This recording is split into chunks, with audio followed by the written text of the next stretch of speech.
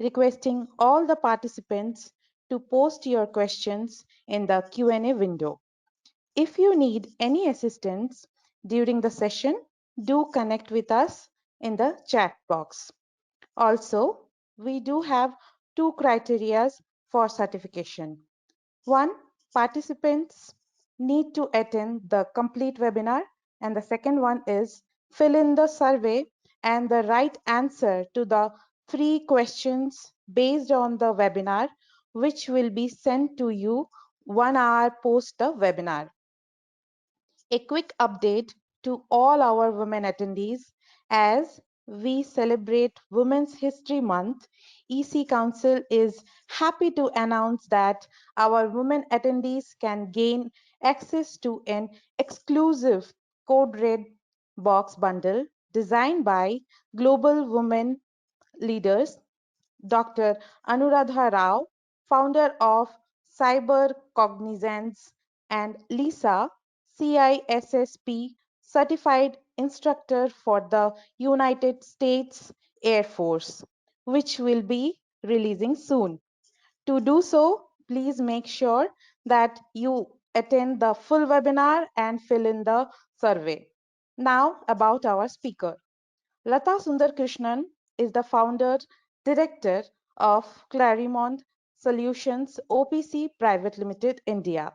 She is an electronics engineer with more than 25 years of experience in IT and information security. She has worked with various multinational organizations in a wide variety of technologies. She has experience in cybersecurity audits and consulting, including managing projects for PCI DSS, Information Security Risk Management, IT Act compliance, data leak prevention, and vendor management. She has wide-ranging experience in training, implementation, audit process, and conducting training for ICAI, faculty for CA Institute. She has held various leadership positions in software projects, quality assurance and management, customer support, testing, and release management. Without any further delay, now I would hand over the session to you, Lata. Thank you, Hritika, for introducing me. Firstly, I would like to thank EC Council and CyberTalks for providing me this opportunity to talk to such a knowledgeable audience. Dear fellow professionals,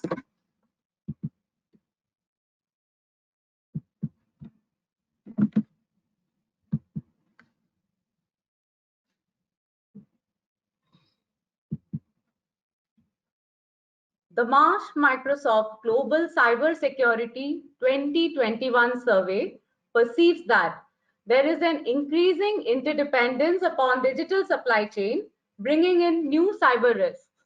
39% of the respondents felt that cybersecurity posed by their supply chain vendors and partners was high. The cyber investments focus more on prevention and less on resilience than what is required.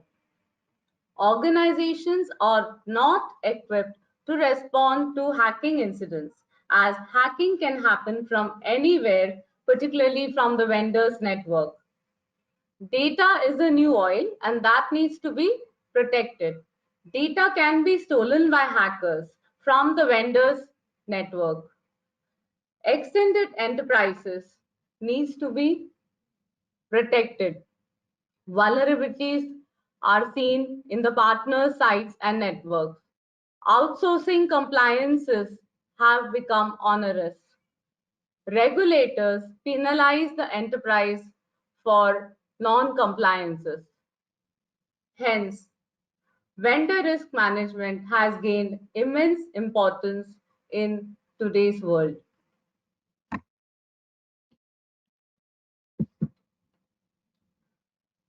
The fact that vendors' network can pose a cyber risk and leak data in a mammoth manner was seen way back in 2014.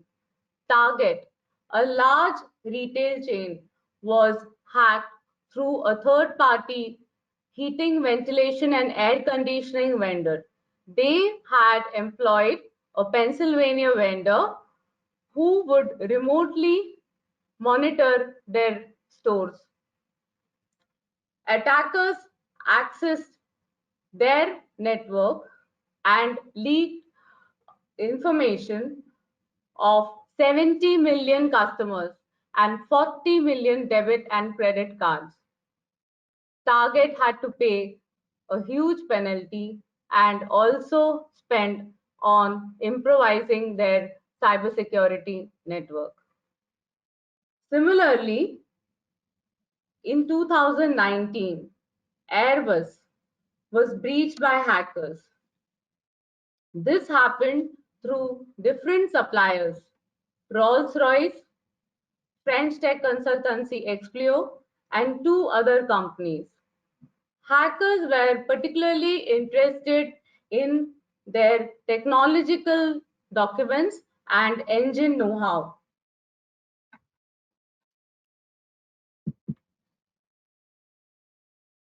I'm sure you would have heard about the famous Paradise Papers supply chain attack, which happened in November 2017.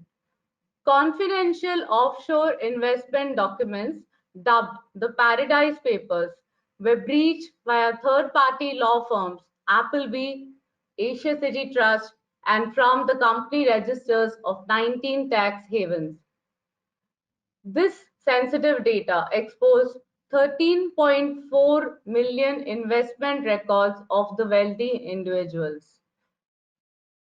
A recent incident that happened in 2020 was from the healthcare organization Health Share of Oregon.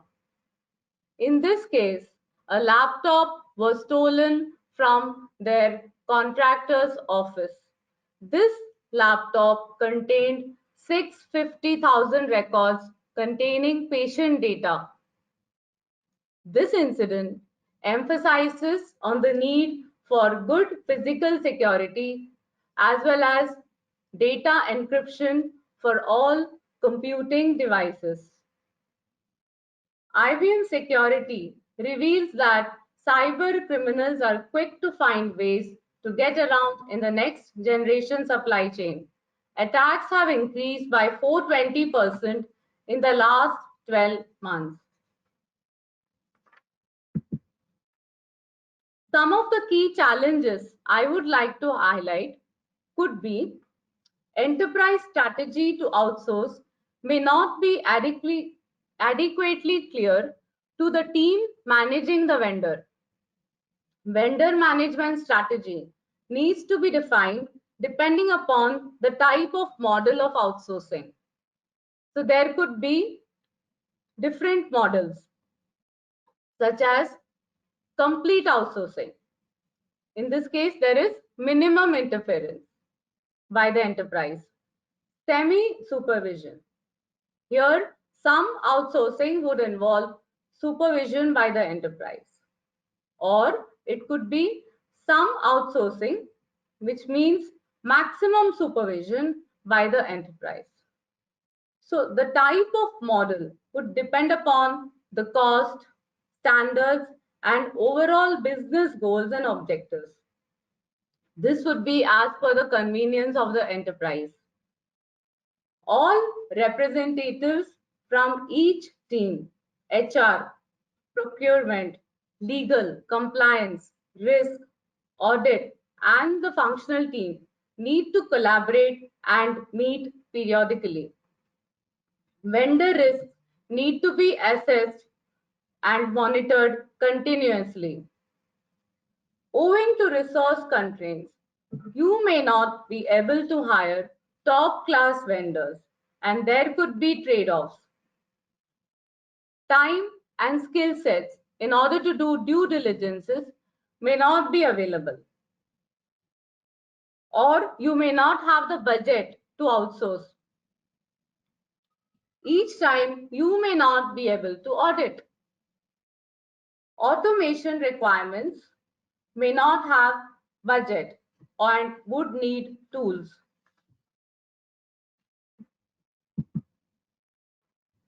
Let us look at some of the key risks I would like to focus upon. Identity or brand. Inferior quality of services rendered to customers could impact the brand of the enterprise. We have already discussed the data leakage on outsourcing. So cyber incidents may cause disruptions, testing the resilience of the enterprise based on the incident. You could have geopolitical risks.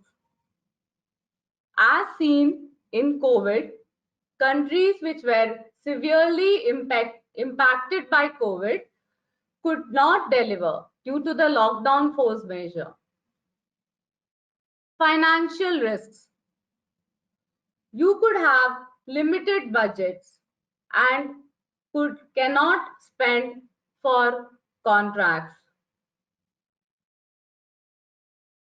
Credit scores of the enterprises need to be verified before you engage them. Compliances. The vendors need to meet compliances and regulatory needs. So there could be specific compliances like localization of the server or depositing the key to the regulator. Fourth party risk. A key part of the service could be outsourced by a vendor to another vendor. So this could create a fourth party risk. Reputational risk. The enterprise reputation could be at stake due to shoddy services by the vendor. And this could lead to Class C action suits against the enterprise. Business continuity risk. You would have to monitor the BCP of the vendor as well as the BCP of the fourth party.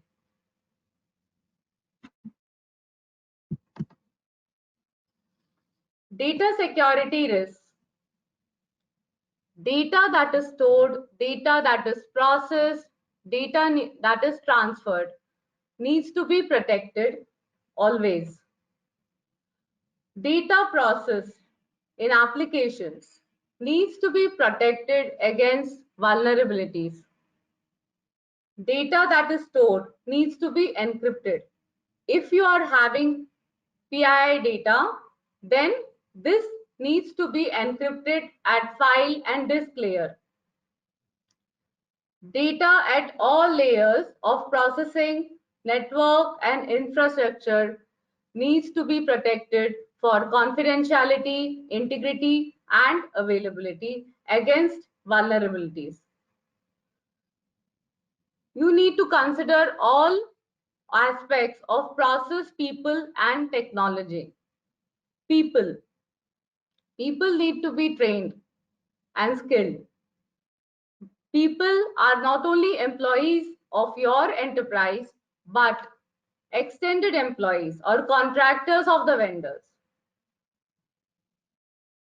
People now in COVID, you can see that employees or contractors are hired and they start working from home, and hence they also need to be trained. Process accreditation that needs to be achieved so that there is consistency of services. Technological risks need to be taken care of. Correlation of logs and analysis need to be performed by specialists.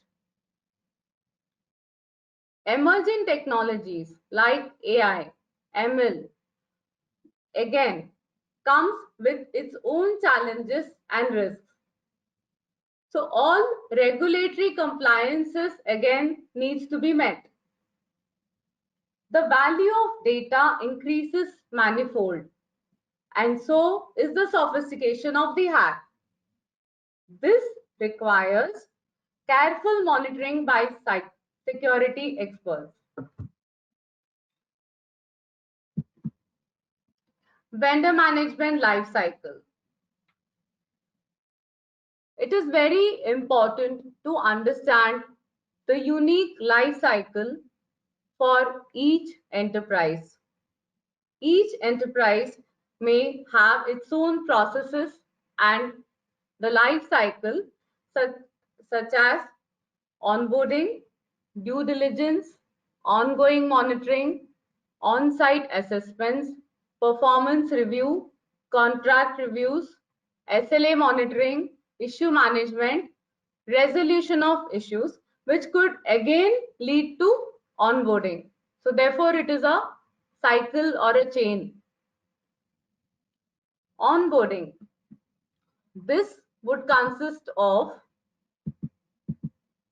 risk assessment, skilling, training, establishing the project office, control evaluation, staffing, records processing, archival, contract management.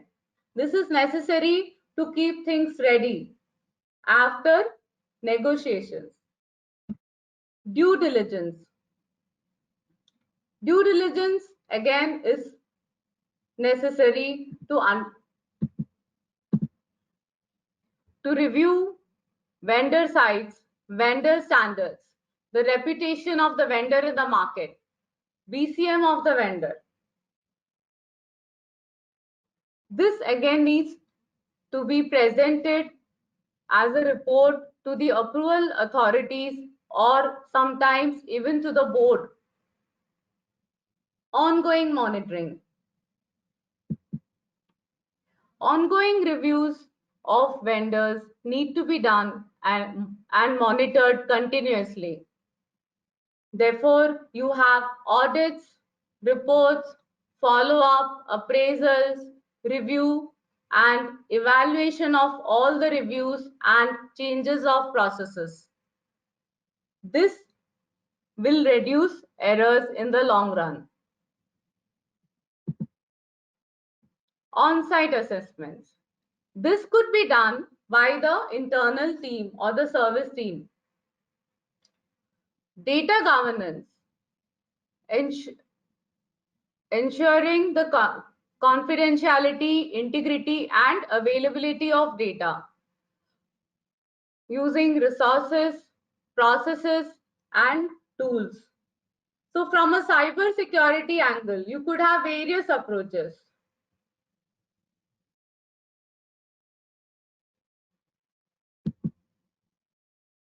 Compliance with the laws of land. These need to be met by the vendor.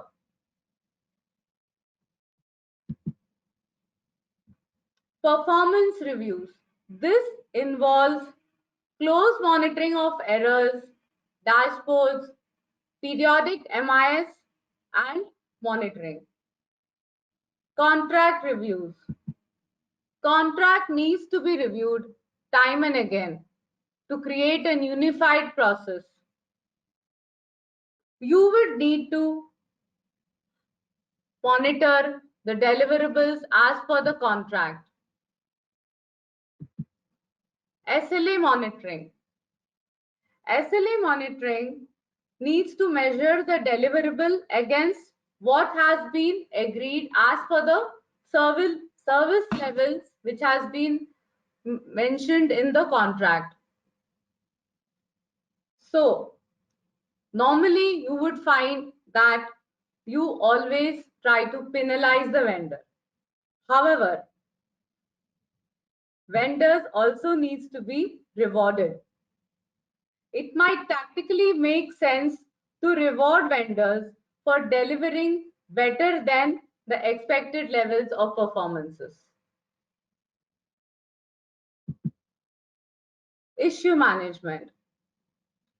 All issues which are emanating against performances, SLA, and on audits needs to be closed.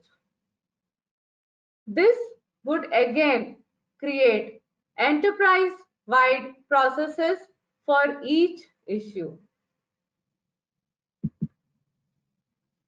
So this process would again start with testing of the process and onboarding. So therefore, vendor management life cycle needs to be seen. Metrics and measurements. Metrics is very important to assess the performance of the vendor. Service metrics, which reflect the end-to-end quality of service or user experiences, need to be seen. You could do that by a feedback or a survey. So feedback should be collected from the key member or the function owner who is responsible for the receipt of services from the vendor. The objective is to have a two-way feedback. One to the receiver of the service and one to the giver of the service. So this will continuously improve and eliminate errors. Process metrics. This also needs to be established to improve the processes. So this could be like number of errors, number of incidents, turnaround time, audit findings, compliances, staff performances. Technological metrics. Here again, you need to inform the IT provider at the component level, identifying issues and improvement. You could have metrics for controls in place, automation, error-free, or reports to the management. Penalty clauses. This should be used only if there are performance issues with the vendor. It is only the service provider's fault. This again should be a fair process and it should be included in the service level agreement. Third-party audits. Third-party audits is again another important aspect of vendor management. Many mature organizations have a robust risk based on calendar to assess the risk on an ongoing basis. So when you could have a risk score, as in the high, medium, or low level vendors, this could be classified based on the inherent risks that they handle, data handled by them. That could be again classified in parameters as confidentiality, integrity, availability in the various applications and infrastructure. This risk assessment is usually done by an internal staff and ongoing. Screening.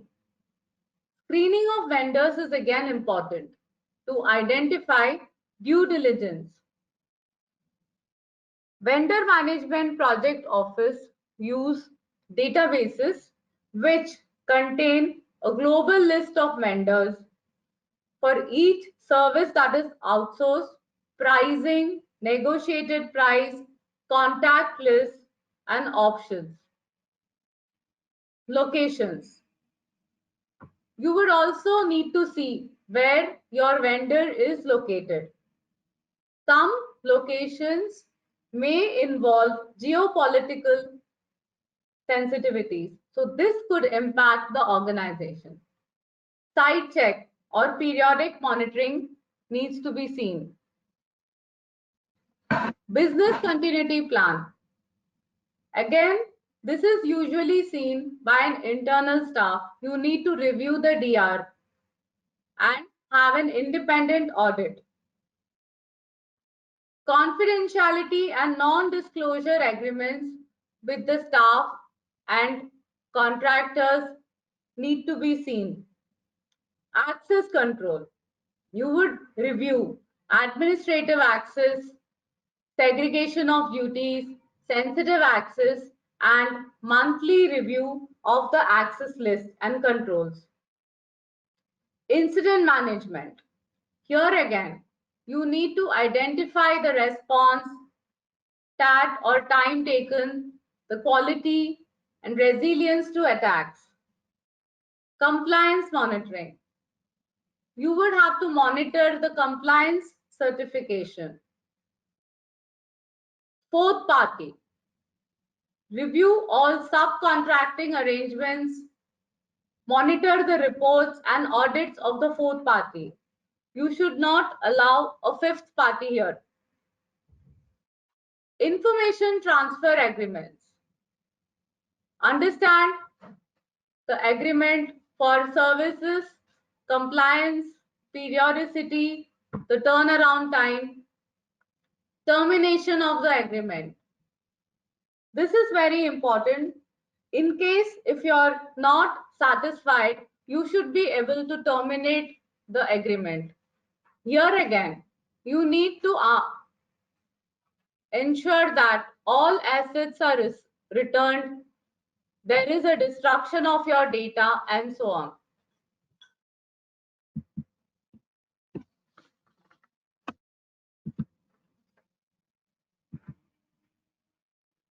Key learnings. So key learnings or takeaway from an effective and efficient vendor management and risk management are delivery of cost savings through use of advanced techniques, efficiency or scalability. Your vendor would be a specialized in the services that he delivers. He would have automation, employees, and should be cost efficient. Again, wherever there is a demand, he should be able to scale up.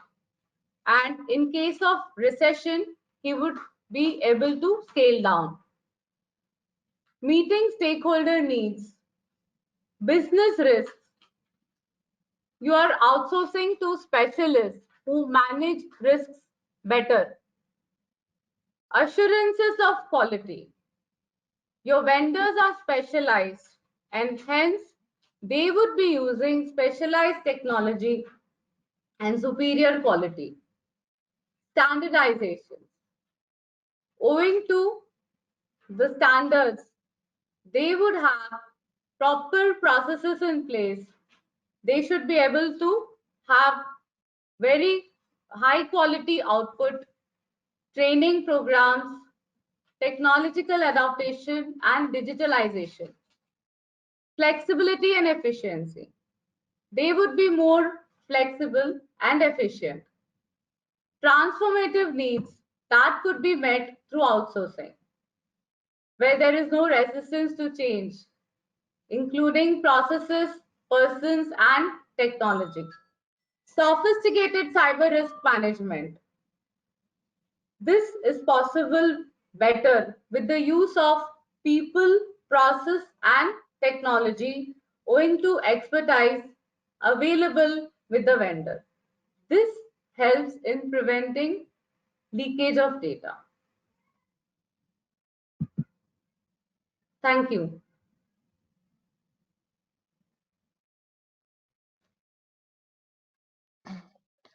Thank you very much, Lata, for the session. A quick reminder to all our women attendees today. Don't forget to fill out the survey after this session to gain access to an exclusive Code Red Box bundle designed by global women leaders, Dr. Anuradha Rao, founder of Cyber Cognizance, and Lisa, CISSP, certified instructor for the United States Air Force, which will be releasing soon. This is our gift to you as we celebrate Women's History Month. EC Council University has announced a President's Scholarship for Women in Cybersecurity, a dedicated women-oriented program assisting new and current women undergraduates and graduates with tuition assistance worth $2,500 to reach their future endeavors. More information about this is in the chat window. Today's session is in sync with the EC Council Disaster Recovery Professional. EC Council's EDRP maps to many roles in the industry like cyber, IT disaster recovery, IT business continuity, business resolution, business continuity planning. Anyone with an EDRP certification is eligible for 30,000 plus job vacancies globally with an average salary of $71,000 per annum. Let us know your preferred mode of training through the poll, which is live now, and we will reach out to you.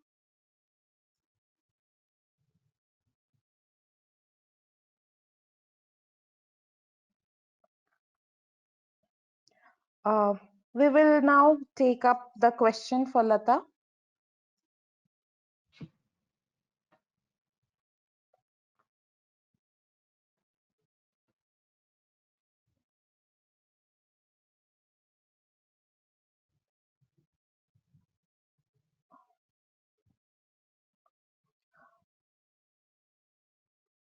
Lata, your first question is, among these, which is not important while evaluating a vendor risk management?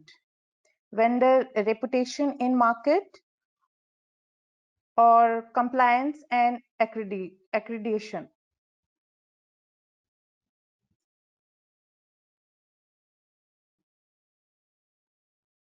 A Lata? reputed yeah. Yeah, you heard the question, right? Uh, yeah, among the three, that is vendor reputation, accreditation, as well as uh, the third one, Geolocation. geolocation, only three things, and BCP also, right? No, it's compliance, accreditation, and geolocation, all the three. Oh, okay, okay, okay. So, if you have a reputed vendor, which means that he has definitely he has better processes and controls, and he takes care of all aspects of the people, process, and technology, which means they would also be accredited. But eh, again, a reputed vendor may have various locations, offices to various locations. It would again depend upon the compliances that you have. For example, like in India, we have localization of data. Okay, that is the compliance need. In such a case, we would expect the servers to be in India itself. In this case, again, the location is important of where the servers are present. In case if there is a political uh, risk due to the geolocation, we could see that in during lockdown, when there was a tension between India and China. So some of the products were not available. So there was a supply chain disruption at that point in time. However, if they have a very good BCP in place, a business continuity, in that case, then the disruption is also taken care of. So you should also look out for the BCP when you look at the geopolitical risk. So I would say reputation is very important. And again, reputation, a reputed vendor does not mean that the vendor is expensive. Not necessary, because you would have to weigh out all the other factors that we saw. So I would rank reputation as very important, compliance the next, and geolocation as third. Thank you, Lata. So, in the addition to the first question, we have another question. Is geolocation a least considered factor amongst compliance, reputation, and BCF, since this pointer is quite subjective? So I think I have already answered this question in my previous one. Uh, so that's what you will have to weigh out all factors and identify the risks. So it would be again unique to the organization. You cannot have a generalized statement here.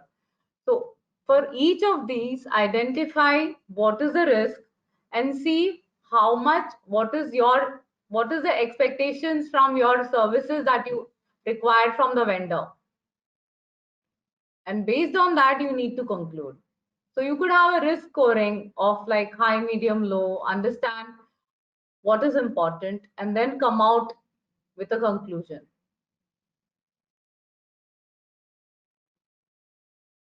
Okay.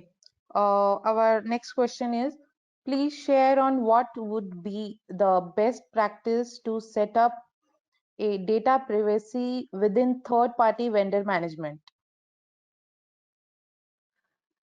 Okay. So your vendor is your extended enterprise. You should look at what data that you're going to share with the vendor. So whether it is through interfaces or whether you're having application, and understand the compliance needs. So based on that, so you would expect that the data is protected at all layers. So if it's your interface, then that should be encrypted. You could use the methods like secure FTP and so on if you're transferring the data. Similarly, the data that is stored, again, if you're complying to personal identifying information, then that needs to be encrypted at the disk level or file level. Employee needs, again, that also needs to be seen. You should protect mobile devices, just as we saw in the case study. The laptop was stolen, so therefore that also needs to be protected. Endpoint needs to be taken care of. So access control, again, that also is a very important factor that you need to verify. So that would again depend upon your classification of the data as per confidentiality, integrity, and availability of the data. So based on that, you would classify and highlight and understand the risk here and accordingly decide what you need to do. Like work from home, you would use VPN and so on. So that's very important. So just like how your employee, the data is secured, the same way you will have to take care of your own data. Because if there is any breach, the regulator will find the enterprise and not the vendor. So this needs to be taken care of. Okay, thank you, Lata. The next question is, in conducting vendor risk assessment, should vendor be involved in mitigating high risk observed? Yes, vendor should be involved in that. You cannot achieve anything without the vendor's cooperation. So therefore that is very important.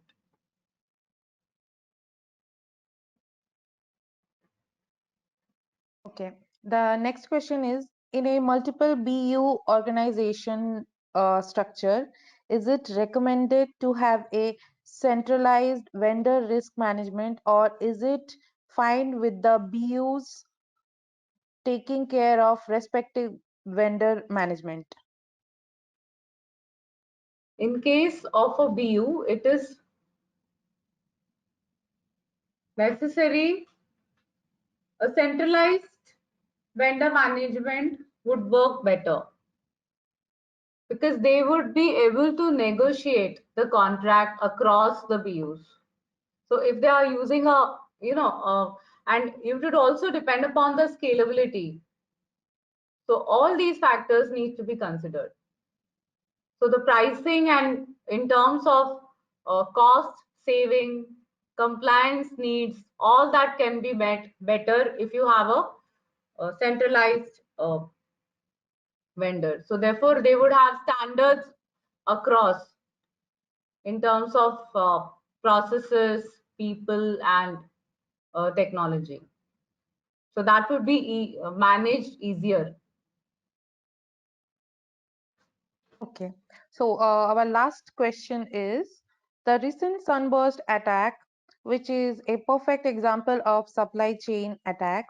What steps do you recommend the vendor and enterprise to jointly take? Please repeat your question, Ritika.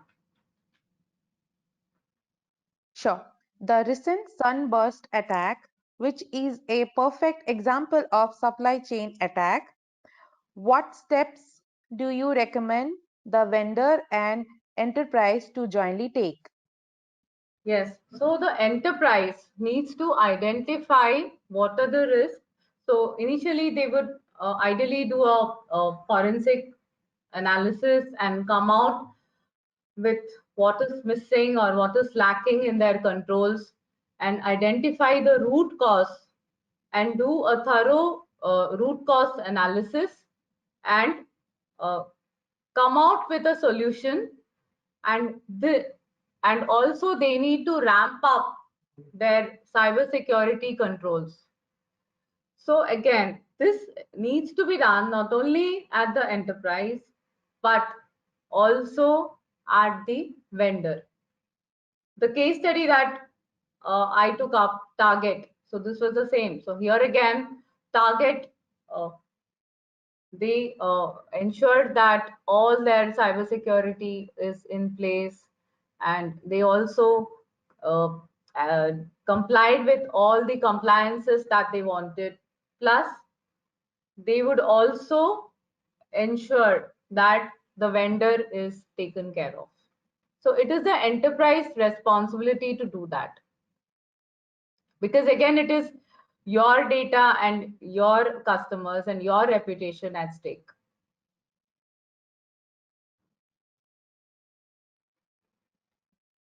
Thank you once again, Lata, for answering those questions and for the great presentation.